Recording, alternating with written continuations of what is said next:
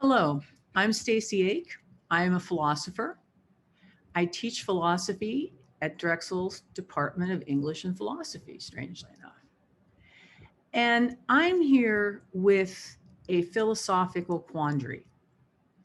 Which is more important, the one or the many, the individual or the group? And in addressing that, I look towards Denmark because Denmark is in an interesting position as far as this question arises.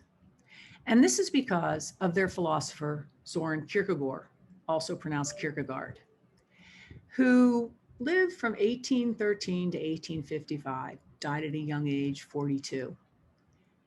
And he wrote very much about the individual, about the individual having to find their own truth. He is an existentialist, so he believes that's the only way it can be done. You cannot appropriate someone else's truth as your own. As a matter of fact, he says subjectivity is the truth. What is true is what is true for you. And also that the crowd is untruth.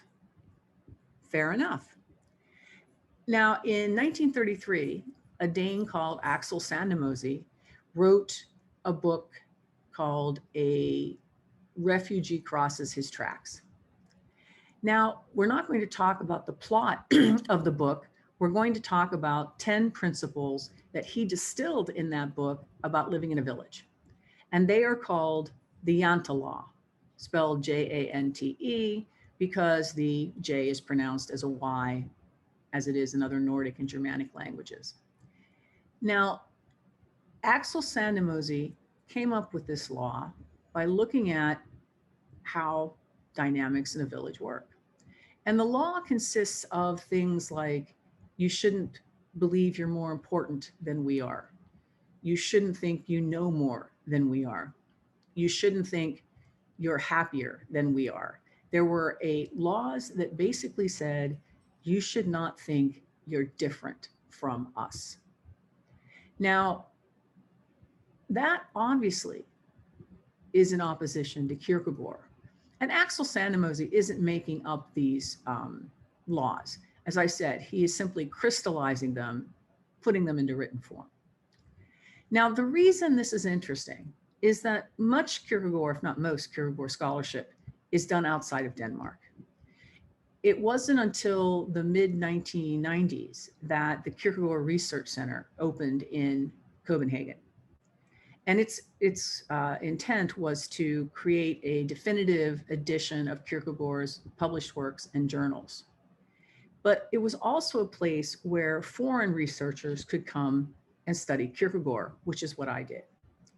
Now, one of the things that puzzled me was that Kierkegaard's thought, 150 years later, say, still was troubling in Denmark, still was a challenge in Danish culture. And so my first experience with Jante Law was crossing the street. And I was waiting to cross the street. There was a crowd of people. And the light hadn't turned green yet, but the whole crowd of people crossed the street. I waited until the light turned green, and then I crossed the street. So I was about 15, maybe 20 feet behind the crowd of people, and people honked at me. Now, I had the green on my side, but I wasn't with the group of people. And that was my first experience of Jante Law. Now, one of the questions that this brings up is in relation to the fact that when they have these annual surveys of who are the happiest people, the Danes come out on top. The Danes come out on top as the happiest people in the world. Now, is that because of Jante Law? Is that because their culture disproves or discourages, that's a better word, discourages extreme individuality? Is it because Jante Law, the idea that nobody's more important, that nobody knows more, that nobody stands out more, allows for a better society? And that's a valid research question. And it's a psychology more than a philosophy research question, but it's still a question. And of course, it's a question in comparison to our society, which is an extremely individualistic society.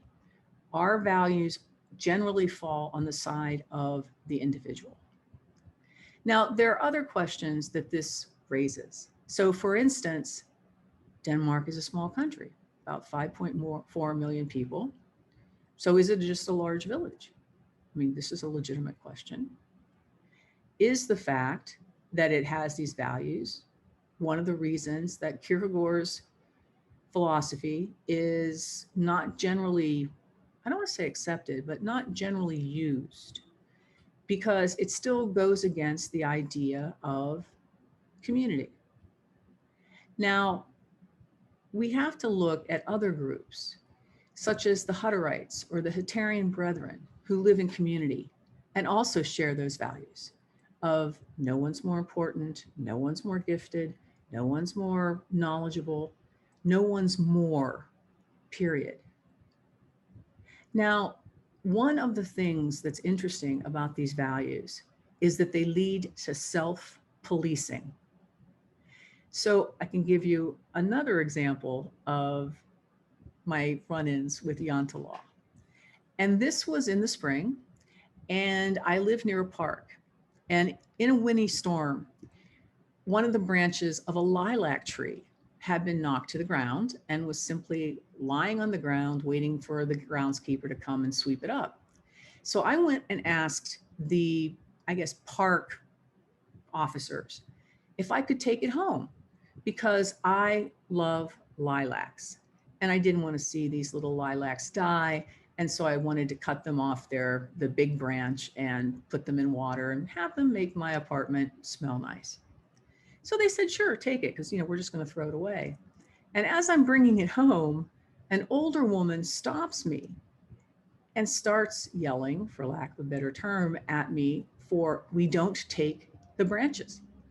We don't take the branches. Not branches should not be taken, or are you a thief stealing branches?